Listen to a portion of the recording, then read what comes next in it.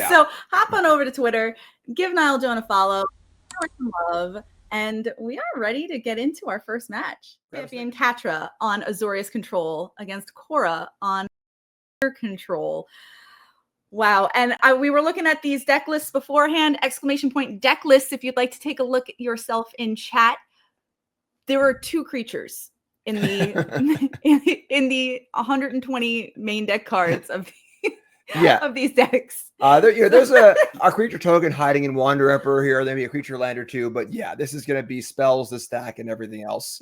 And it's actually a pretty interesting matchup where Dimir has a sweeper in Deadly Cover-Up, where, Sunfall to populate Farewell, all great supers out of Azorius, but Dimir control might cast their sweeper on an empty board because of the collect evidence ability, which can steal 4 copies of a card from the Azorius deck. And in a long game, that really matters. If you're able to steal 3 steps ahead or the Wandering Emperor, that both reduces the blue-white player's ability to actually win the game or defend themselves as well. So this is going to be a tough matchup for Catra here between Jace, Affected Mind, and the cranial effect of Deadly Cover-Up. It's a lot to fight through.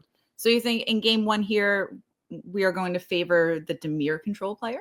Yeah, it's tough. It's the fact that like the sweepers on the Azorius side are just basically blank, and the sweepers on the Dimir side are actually very, very powerful. It's just a huge swing. Where usually in your game 1 control mirrors, like both players have these Wrath of Gods, and they just don't have any creatures. So they kind of rot in your hand. You just hope to not draw that many of them. But yeah, it's going to be a very important factor.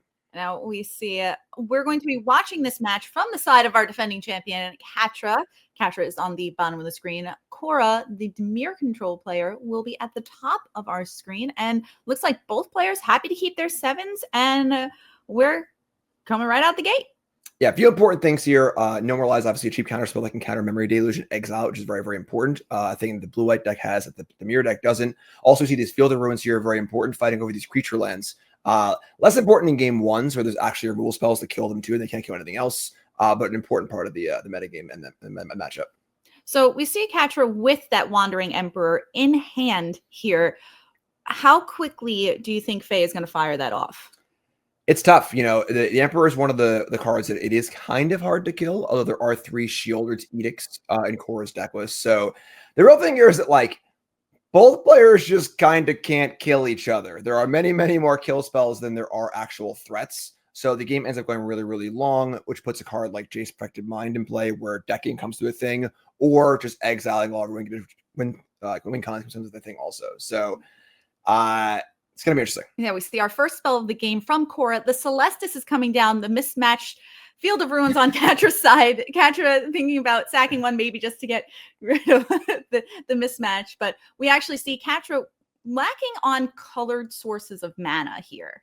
So it looks like wanting to take care of the Restless Reef, both fixing Catra's mana and getting rid of that creature land. Yeah, it's interesting where they each have 4 Field of Ruins and 4 creature lands. So you got to try and line those up if you can. You can try and line up your fields against their fields or vice versa, but you want to get the value for sure, and be able to find that here and also fix the mana. That's what we noticed. There is a Mirix in Catra's hand. How important is that card in this matchup? It's weird because it's very important if it can stay, but very, very hard to stick with all the Field of Ruins, so that's why Field of Ruin is so important.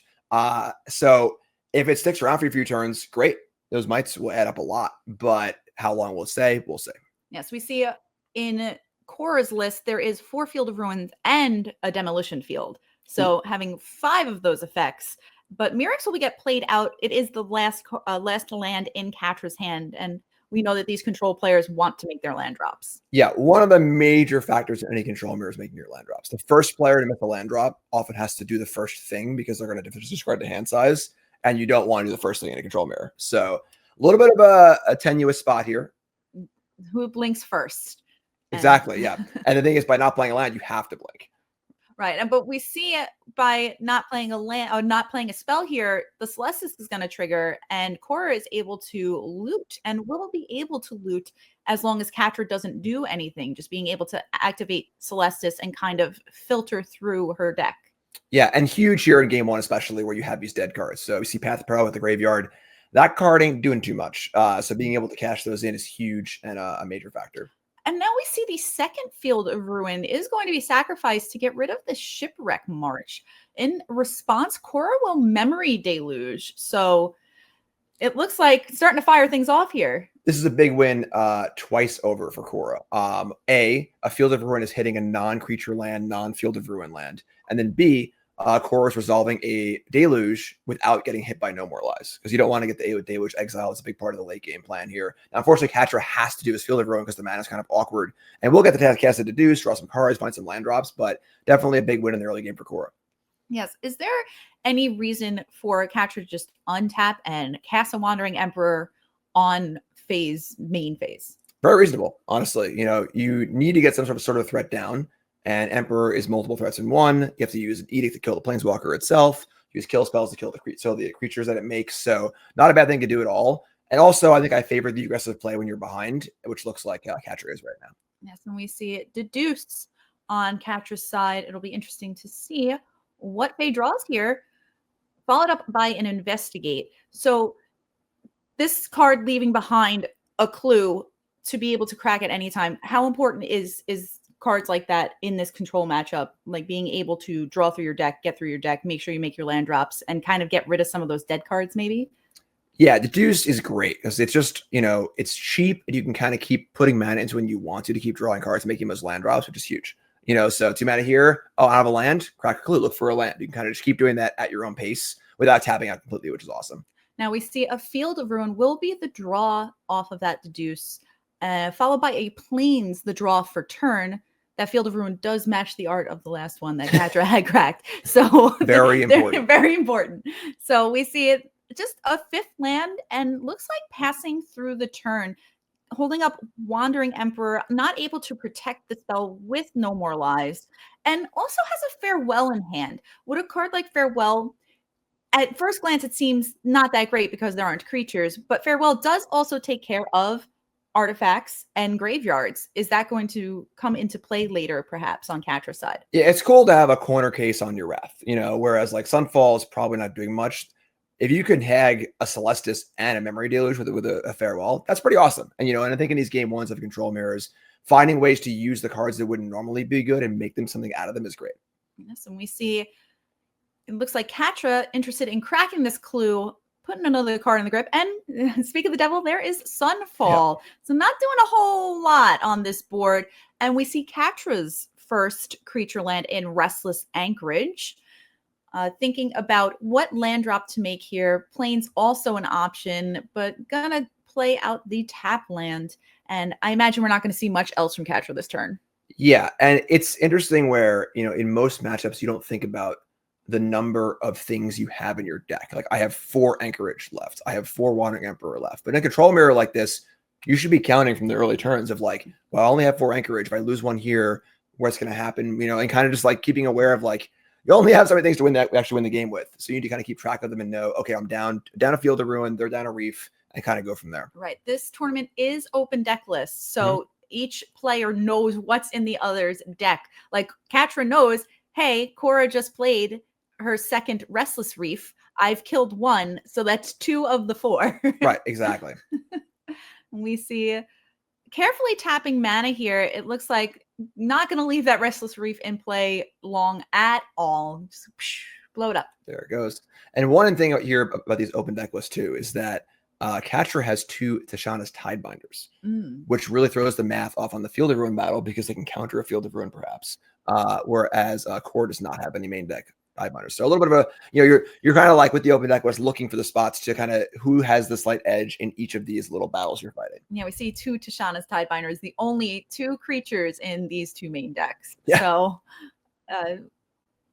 definitely be interesting to see if and when, a second copy of Wandering Emperor.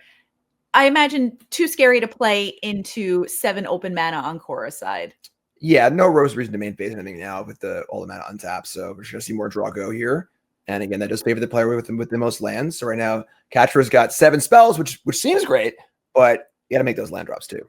Yes, we see Cora does have the option of casting, looks like Memory Deluge from hand, already having 1 in the graveyard. And Catra says, yeah, that's fine. Not wanting to get into any sort of counter battle here. Yes, very solid play by Cora here, being very aware of No More Lies. You don't want to get your Deluge exiled. So making sure that it's being waited to cast till 3 mana up. Perfect. Resolving it is great. And now a bevy of resources on Cora's side. Yes, and we see deduce also cast by Cora here, allowed to resolve. So Cora will draw another card, make a clue token, and pass the turn with a lot of cards in hand. I believe it's 9 and 2 memory deluge in the more graveyard, than I can count. Right? I got on my fingers. So we see the third Restless Reef of the match on the side of Cora, and it'll be interesting to see about a follow-up here. Has 8 cards in hand. Are we going to see a move to discard? So 2 things here. Catra could have maybe played that Emperor on their own on that step where Cora was tapped out. Right. And now we see Cora also in the spot of having 8 cards in hand, saying go. If Catra does anything, now we can see an edict being cast as well. So we gotta have this cat and mouse of like where you can't just say go, let them discard, or do you want to play a spell? It's a kind of a crazy back and forth. And is there a way to tell if when you're in a control mirror, if your opponent has the counter magic or if they have just dead removal? It's honestly pretty hard to tell because you're right. There might be 7 cards in hand and 6 of them might be Sunfall. So it's As a judge, right? Yeah, and so like in game 1, it can be a little weird like that, where the quantity of cards doesn't always matter, but it does matter realistically. Yeah, it could extra. Well, there actually is only 1 copy of Celestis in Cora's list, but having multiple copies of certain things, like you said, the Sunfall in Catra's hand probably mostly dead, but there could be uses for cards like Farewell or 3 Steps Ahead, if not to just catalog through your deck. Yeah, I mean, it's funny here because this Farewell is actually looking kind of good, right? I mean, if Catra was able to kind of force out a counter spell here on the end side with an Emperor, untap and play Farewell choosing graveyards and artifacts, that's a big pickup. Hitting 2 Deluge in the graveyard, 2 Clues, and a Celestis could be a big swing in the game. Yes, we see that Restless Reef still hanging out on Cora's side and the Anchorage on Catra's side. So 2 creature lands, no answers for either on either side yet. Is that more of a real late game? Yeah, it's because in game 1 there are so many dead removal spells, especially on the dimir side where there's actual like go for the throats, things like that it's hard to fire up a creature land, honestly. I see, and we see the second Sheoldred's Edict. There are 3 in Cora's deck, so like you said, just kind of saying this is a mostly dead card. I might as well use it on your 1/1 might. Better at discarding. And we will see that Wandering Emperor from Catra here. Will Cora have an answer, and what would it be? Yeah, love this. So recognizing, get it down. If it gets countered, awesome. Untap and Farewell. If it resolves, also awesome. Right. I have a Wandering Emperor. Yeah. Ooh. Oh, this is an interesting one. The end. That's it. It's over. Everyone go home. Wait, no. we're not even halfway done with game 1. We see 1 of 2 copies of The End. Now, Cora is going to get to look at Catra's hand, deck, I suppose graveyard too, and take all of the Wandering Emperors and say bye-bye.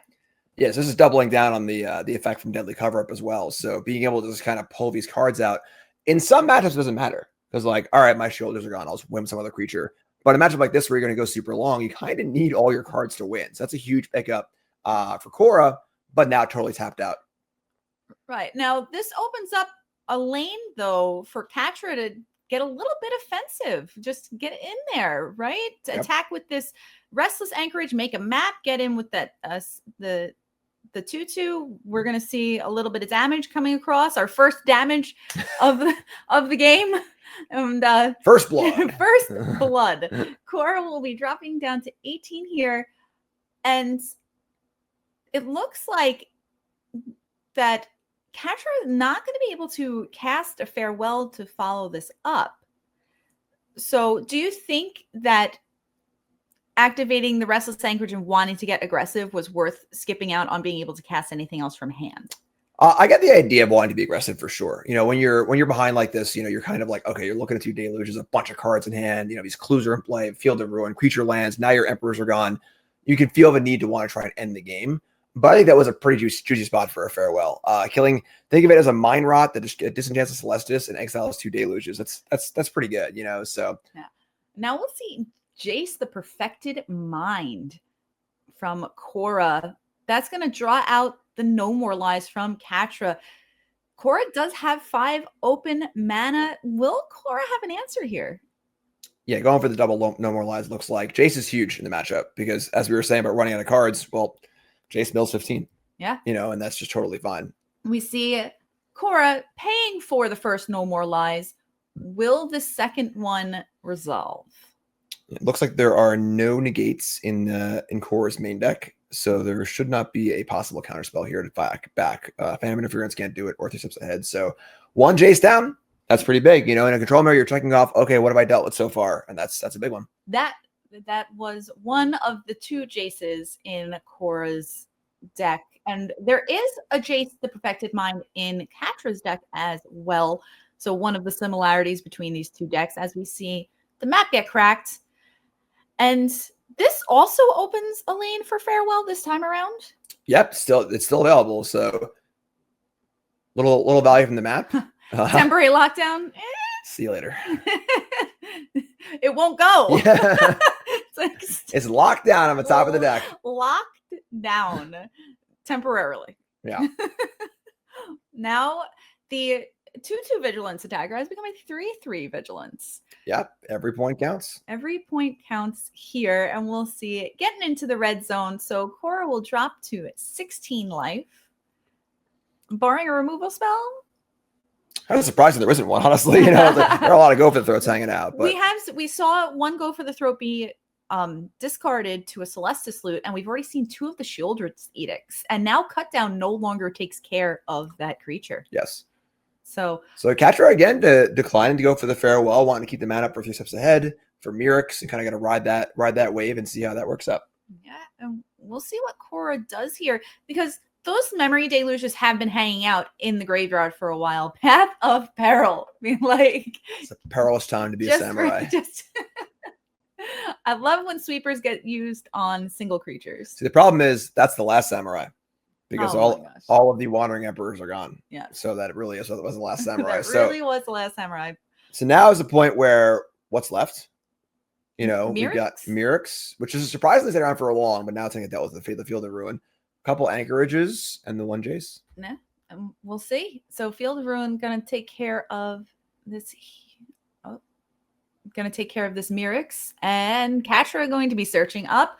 Only has 3 basics left. So we'll see an island come into play on Catra's side. And will Cora do anything else in her turn? It looks like nah. So pass back. The staring contest continues. Yeah, it's funny we say, there's only three lands left. We're still in the early game here, folks. All right, we're approaching the mid game. Catra happy that I'm sure that Faye found a second copy of Restless Anchorage. So being able to still attack and sort of have a backup and being like, well, my second anchorage is still here. And Cora used her Field of Ruin on that Mirix. Right, and that's what I was saying with these counts, right? Where it's like each player has 4 creature lands. We got a Mirix on the side of our Azorius player, and then an extra Field of Ruin on our dimir control side. So you gotta line up and use them. Now we see Shieldred's Edict attempting to take care of the first copy of Restless Anchorage, and it will, but not before it makes a map token. So this little 1/1 Phyrexian Might is gonna get in. Cora down to 15, but up to 1 poison. A lot of weight in those little Phyrexian shoulders there. This cute little buggy guy is now a 2/2, and we take a look at Catra's first memory deluge of the game. Yeah, both players now approaching the double-digit mana mark. We got deluges flying left and right. And this is what I was saying, where you're gonna see most of your deck over the course of a game. So it's gonna come down to how much stuff do you have versus answers, and vice versa. Yes, we do see each player with 10 mana available.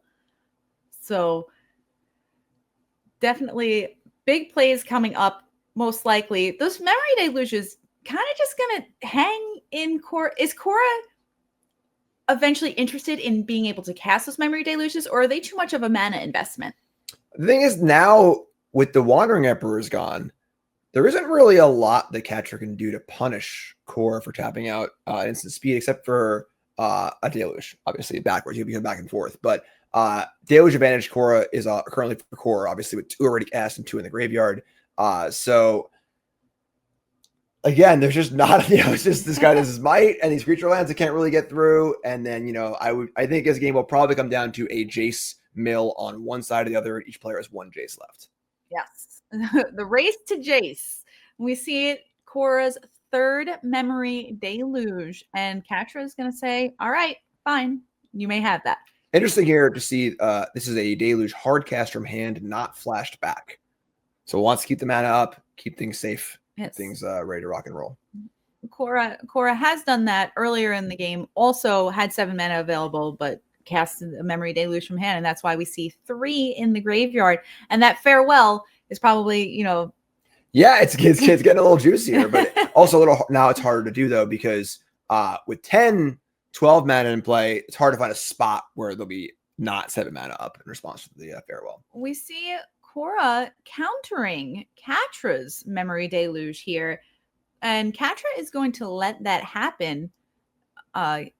Cannot cast the second side quite yet, has 6 mana available, so would be able to cast the 7 now. And oh, look, there's a creature. We got a creature. Cool. We'll see the turn get kicked off by an attack from our little Phyrexian Might friend. So down to 11 goes Cora, up to 3 poison. So corrupted. Corrupted has been achieved, yes. Should we name our might here? What's our might's name be? I don't know. Blinky. Blinky.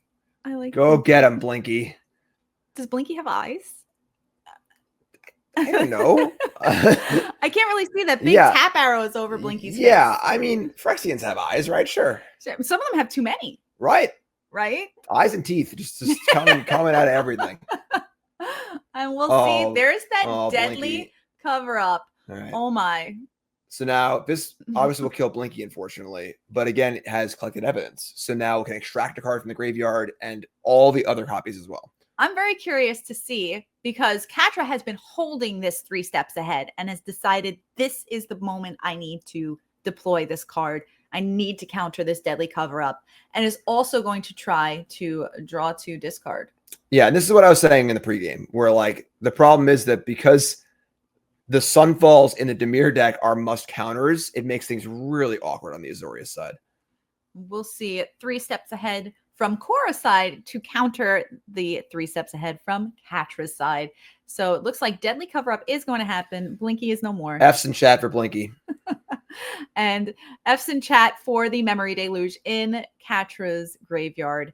So a tough turn for Catra. Yeah, it's interesting. Choosing 3 steps ahead is also a pretty powerful option. I think that Catra's already cast 2, so there's only 2 left. But there aren't that many counter spells in these control decks, so removing your opponent's ability to say no over the course of a long game when like the really important card is Jace can be a pretty powerful effect as well. Okay, this is where I'm going to dig into your historical Magic knowledge. What is a 3/2 flash for 3? Vanilla. Because that's what this is.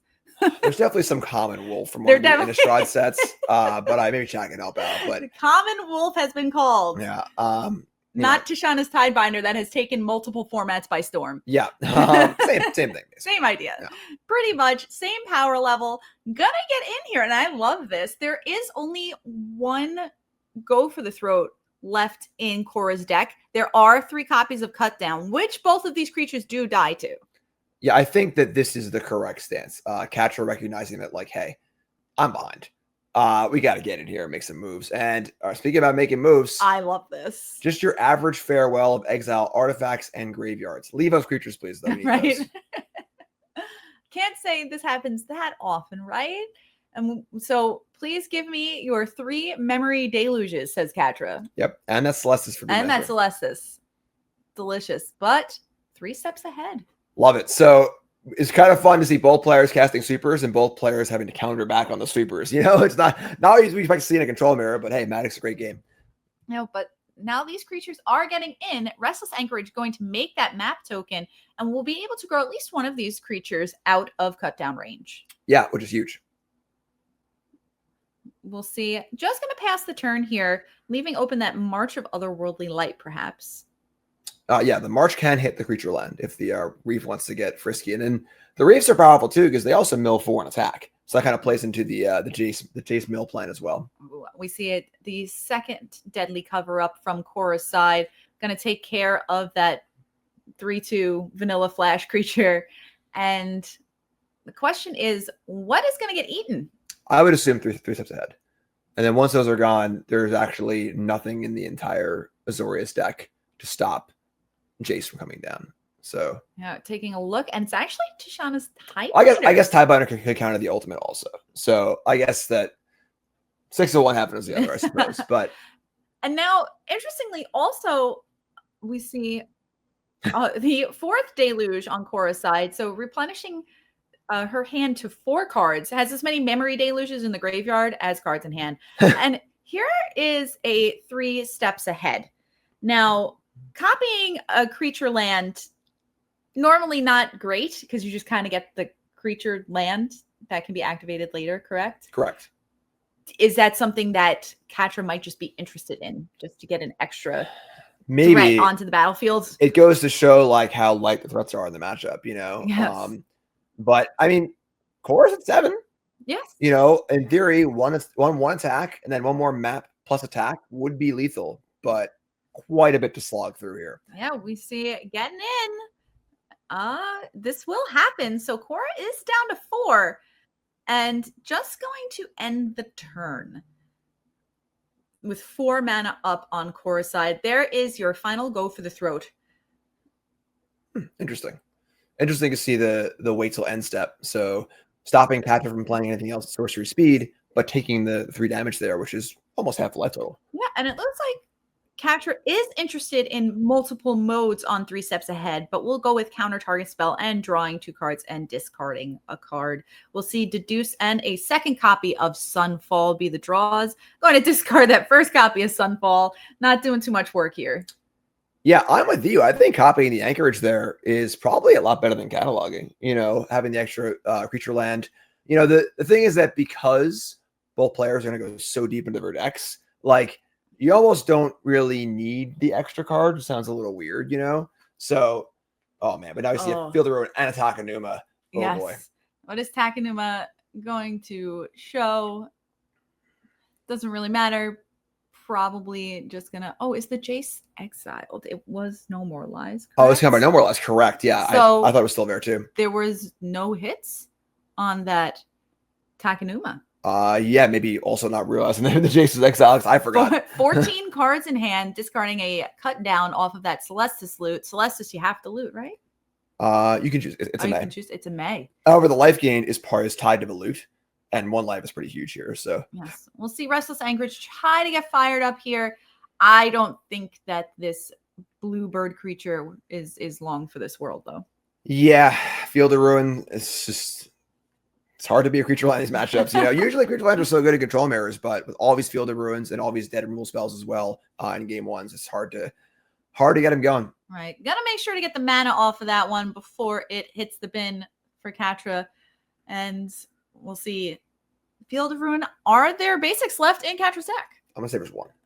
There are 2. Because there were 3 last time, but you're not sure about like mill and whatever and things like that. I wasn't paying attention to see if Catra had drawn any.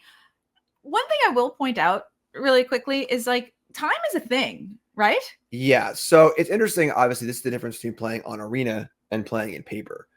Where on Arena you have a chess clock. So it's your time is your time. As long as you are ahead of your opponent on your chess clock, you can keep playing and not worry about the clock that much because you're ahead. In paper, the round has a finite amount of time and you don't hit the thing here. So, you know, this is a spot where, honestly, I think Catra could maybe just concede. I think that the chances of winning this game are extremely low with open deck lists and stuff. And the clock, we can see the clock on the screen there, 11 minutes left. There's 2 more games left. You want to win this match. I will say the one thing I saw, we see this flashback memory deluge is going to draw out the No More Lies. There are only 2 mana available on Cora's side, so that's going to take care of that. Exile it. Now, I saw Catra checking Cora's library that now has 12 cards left. So that is a single Jace ultimate. Right. I think it's going to come down to if Catra can find the Jace, and then if Cora doesn't have the counterspell for it immediately. But even now, like with all these deluges and stuff, it's just tough, you know. And it's tough to think about that from like a maximizing your win percent perspective, where you go, okay, if I'm 5% to win this game, is it worth it to keep playing? Am I 10%? 15%? What point should I conceive this game and not risk going to time, either timing out or getting a draw in a paper tournament, versus just trying to find that 5% or 10%er? It's a really tough call to make. Oh, for sure. For sure. I was going to see Cora kind of taking a second here, thinking about options. We see a land played out and 2 cards left in hand, but those 3 memory deluges in the graveyard all ready to be fired off. And Catra doesn't have an answer for any of them. 2 of the cards in Catra's hand are unknown to Cora. Is there a reason to fire off this memory deluge main? I don't think so. There's no real sorcery speed thing you'd want to be doing, you know. So, okay, this is it. This is the Hail Mary, folks. This is the 5%er in action. This thing resolves. That's it. Yeah, we see. Now Cora does still have a few counter spells in deck, like Out of Air. That's true. Yeah, that's a fun one. That is a fun one. It is a 2 blue. It costs 2 less if you counter a creature spell. Correct. And it's counter target spell. We'll see a 3 steps ahead. Not even going to mess around. Just countering the spell. I'm not going to go through. I'm not going to draw 2 and discard. I'm just going to counter the spell, leaving my mana up. Very wise. Realizing that like literally nothing else matters in this game except for that Jace being countered. Right. You know, and now with the Emperor's gone, the Jace is gone, the Anchorage is gone, and the Tidebinders are gone. Both Tidebinders are gone now, or is there one? Yeah, they were exiled. So there's actually nothing. The Mirix is gone. Left in Catra's deck to win the game. So like I think now is a spot that you can see to go to games. Are there anchorages left? Isn't there? Even if there is 1 or 2, there's no way they would outpace the 5 total Field of Ruins. The Go for the Throats, the Shield of Edicts, just the whatever kill spells left in the deck. You know. I wonder how creaturey this matchup is going to get after sideboards. A lot more. Yeah. A lot more. Do you think Catra's even more because of time on clock? Do you think Catra is more incentivized to bring in more creatures? Yes. A card like Kutzel's Flanker, which is not really for this matchup. It's a 3-1 flash that exiles graveyards or gains some life. I think that thing's coming in. Yeah. We got to get in, here's your deadly cover up on an empty board. Yep. Now, Cora knows the deck list, open deck lists, so is going to take, it looks like the 3 steps ahead here are going to hit the bin. Is that what's happening? I didn't catch where the Cora card was taken. Or maybe Cora hasn't taken yet. The problem is there just isn't much left to take. Yes. That's why the matchup ends up being really tough for blue-white, where there's just the point where you run out of things to do. And here is the second Jace from Cora. And Catra said, all right, that's it. We'll move on to game number 2 here in this control matchup. Yeah, so the fear that, as you see here on the screen on the way out here, a little less than 10 minutes on Catra's side. Yes. That is not a lot of time to win 2 games post-board. Yes. So we'll see. I think that maybe could have conceded a little bit earlier there. Obviously drew a Jace that had a good chance to win. So right. I was saying I might have conceded, and that Jace draw, if it concedes, if it resolves, wins the game. Yeah. So it's a really hard choice to make, But yeah, we see now in the sideboarding, all the creatures are coming in. We see a Kutzel's Flanker, Chrome Host Seed Shark, 4 of Tishana's Tidebinder, a Hullbreaker Horror. Some old goodies. Yeah, and the games are much tighter post board. They're still slow about making land drops, but both players have a lot more action because there aren't these sunk balls and temporary lockdowns and cut downs mucking their hands up. So you can win a faster game post board for sure. Resolve a creature or 2, counter a key spell or 2, and then do your thing. But it's gonna be a challenge for sure. Yeah, it looks like Mommy is staying in the sideboard though, so not quite like the other creatures. Yeah. We'll see. Sunfall is getting shaved now. Where is the balance between I'm in this control matchup, I want to bring in more creatures, they didn't have any creatures, I'm going to board out my sweepers, but now wouldn't your opponent also bring in creatures so the sweepers do get better? it's a fun song and dance for sure. Where it's funny, a card like Go for the Throat's pretty bad in game one, kind of ends up looking pretty good in game two. But that's where both players, the modality of their removal spells ends up mattering a lot. So of course, Deadly Cover Up, probably just staying it. Right. And that's the problem where Deadly Cover Up is staying in anyway, just to extract the cards from the deck. But if there's a flanker and a tie binder in play, even better. Now he killed 2 creatures and exiled all the counter spells. Now, do you think we've seen a surge in these control decks because of cards like Deadly Cover Up, where if you had a Supreme Verdict back in the day and you just cast Supreme Verdict, on an empty board, it did nothing. Now you can cast Deadly Cover Up. Are you saying I'm old? I'm saying you are. Like you're saying I'm pulling into your old man knowledge here, where I'm saying your dead cards, your sweepers used to just be sweepers. Now we have Farewell, and Farewell we saw would have been really, really good in that game one, getting rid of artifacts, getting rid of a graveyard. It doesn't just kill creatures anymore. Sweepers there's so many modes. Your counter magic, you're 3 steps ahead. You can you can copy your creature, or there's so many modes on these cards now. There's so many more uses that they are more flexible in, mid-range matchups or aggro matchups. Is there a reason?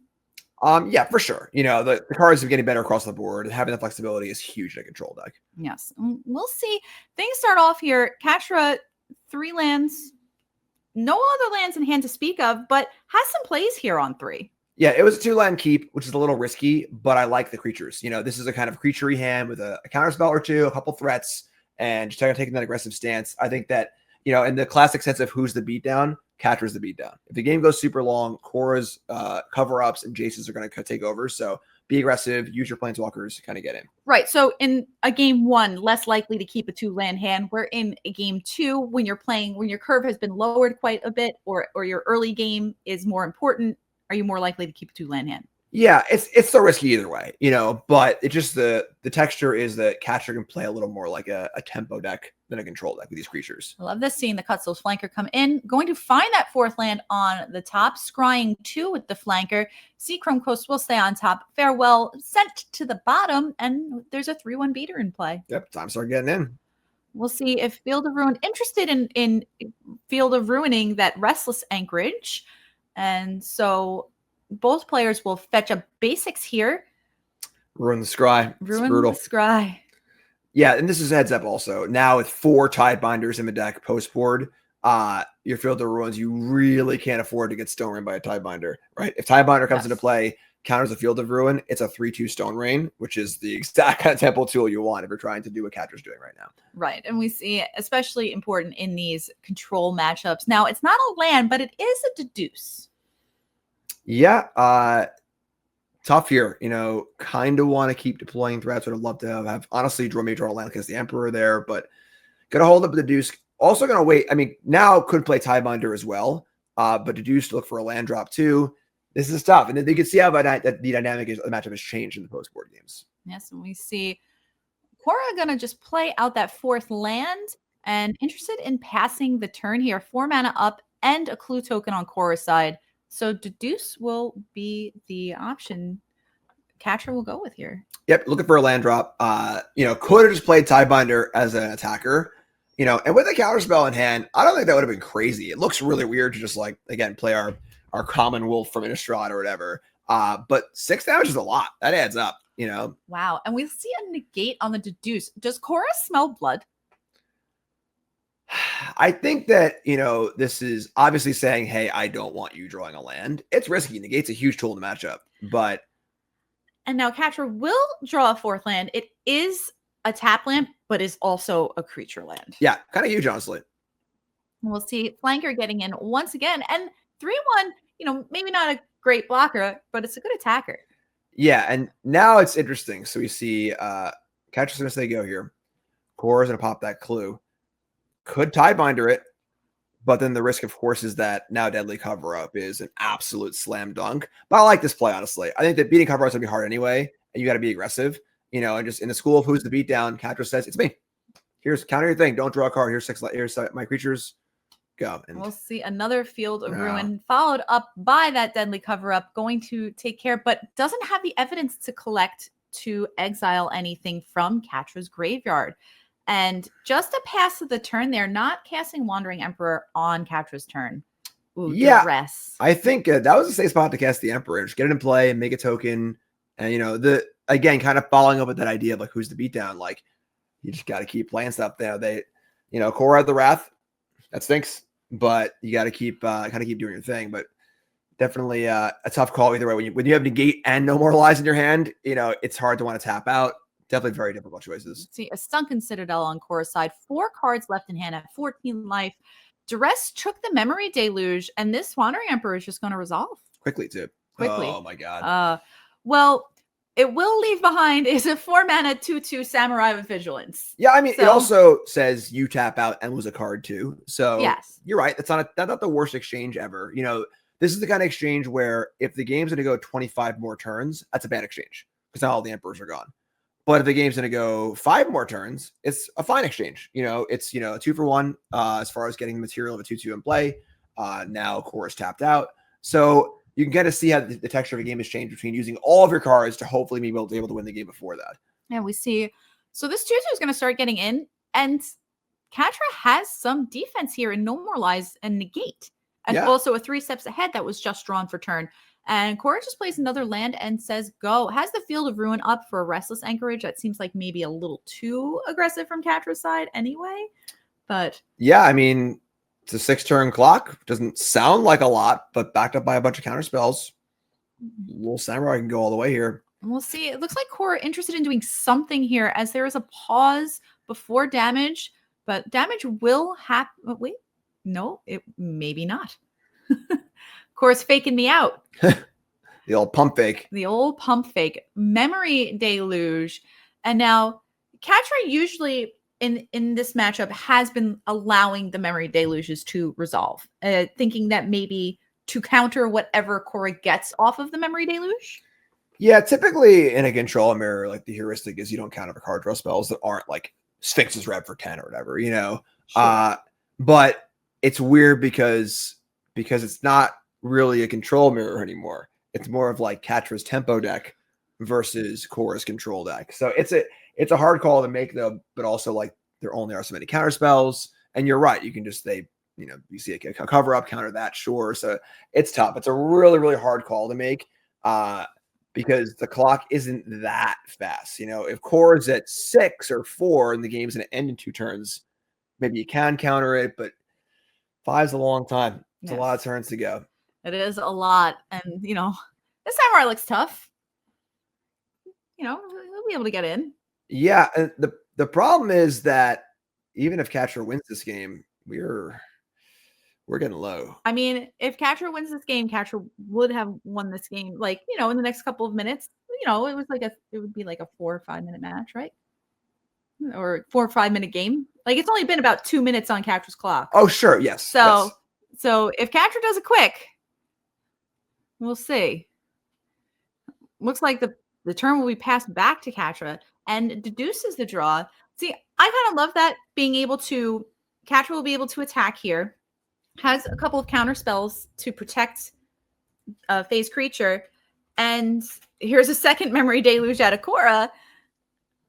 Is Catra interested in countering this one either? It's the same exact spot as last turn, except now Cora's got another card in hand and 2 less life. Yes. It's hard. It's just as tough as it was last turn. Sure. It's really hard to say. And the problem also with No More Lies is that it's only getting worse as the game goes on. So you can try and use a negate now, maybe No More Lies a thing later.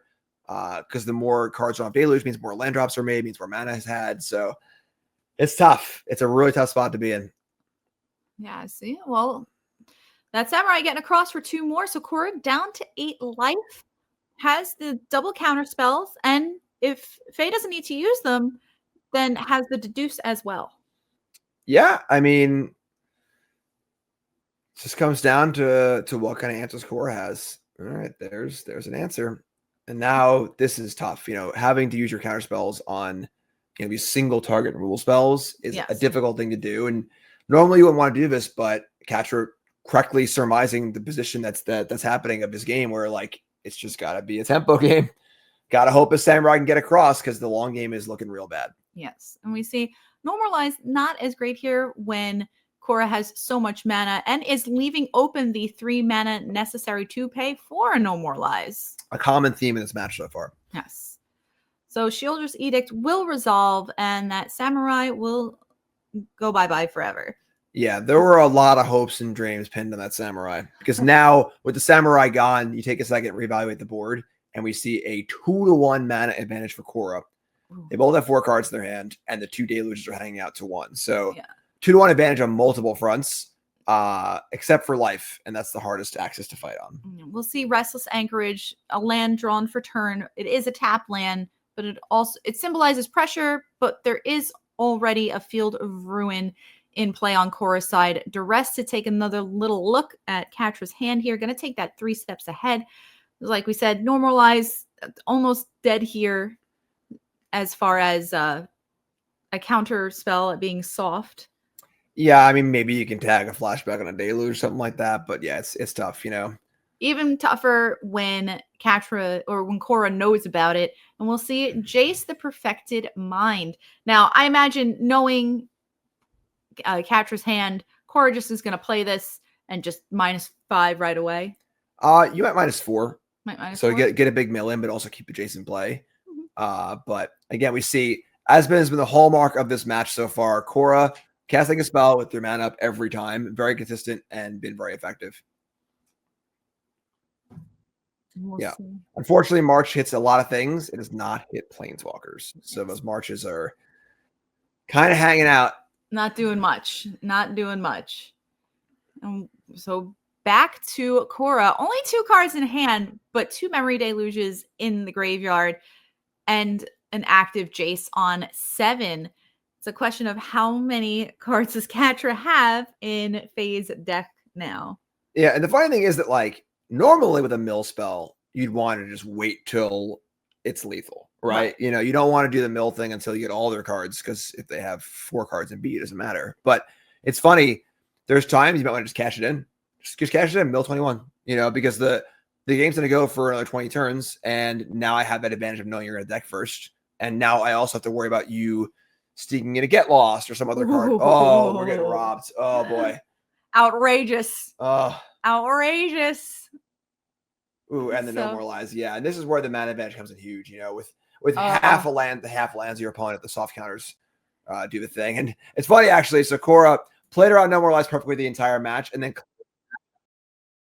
Guys, right? No More Lies. That was quite a match between those 2 players. But good games to both Catra and Cora. Cora taking down round 1, but there's still 5 rounds of action in front of us. Yeah, so a tough match for the champ there. You know, I played almost this exact blue-white list at the regional championship a few weeks ago, and dimir control knocked me out too. It's a really hard matchup. You know, there's just so many things to fight through. So you sympathize. I do very, very much. I felt it during that match, honestly. You know, but you know, like, I've been there. Yep, still many rounds to go for the champ. I've been you. Yeah, it's tough. It's really, really tough. So Cora off to a great start. Catra down, but obviously certainly not out for our champion, and many more rounds to go.